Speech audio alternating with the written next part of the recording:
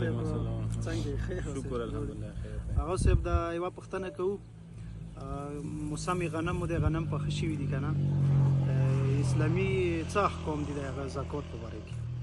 کسا زکات واجباتو نه ده، پکار ده چې غلا وشي هغه زکاتو کې وبسي، ضروری ده.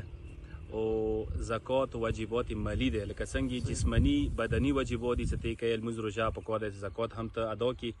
او حدیث کې راغلی چې زکات نه ورکړي الته قحطي رچی، مطلب ځنه وخت مونږ قحطي افتونه رچی دی واجب زکات نه ورکول دي. زکات او نصاب ده کله مقدار ته ورسیږي 21 من 100 کیلو ته ورسیږي نو بیا به ته دی ټوټل غنم سوره دی هغه به ته 10 حصہ لسام من وبسي کنه.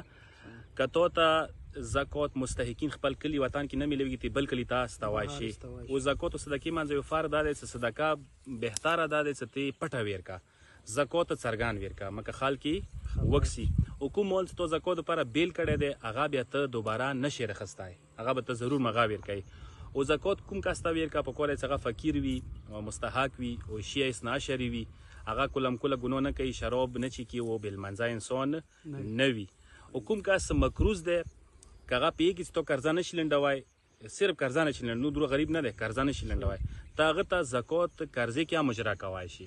زکات ولا غنم کې د ځون ته مغنه اورماتیکا هغه نه لو کوم کاس مثال مکروز شوی ده هغه که غوړي خپل قرضه ادا کی چونه زکات خستای شي.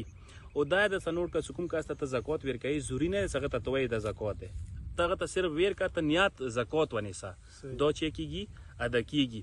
دین علاوه کسا فی سبیل الله کارو کې زکات ورکوي چې څنګه مسلمانانو ته فایده وي، مثلا مسجد مدرسه د جوړیږي یا مثلا یتیم خانه د لیاره جوړي دغه شو کې ته زکات ورکوي شي.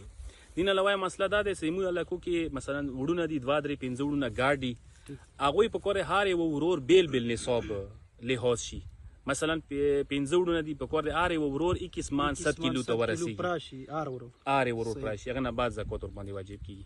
پروردګار عالم د مو ته ټولو زکات باندې عمل کولی توفیق متنصیب کی. والسلام علیکم ورحمت الله وبرکاته.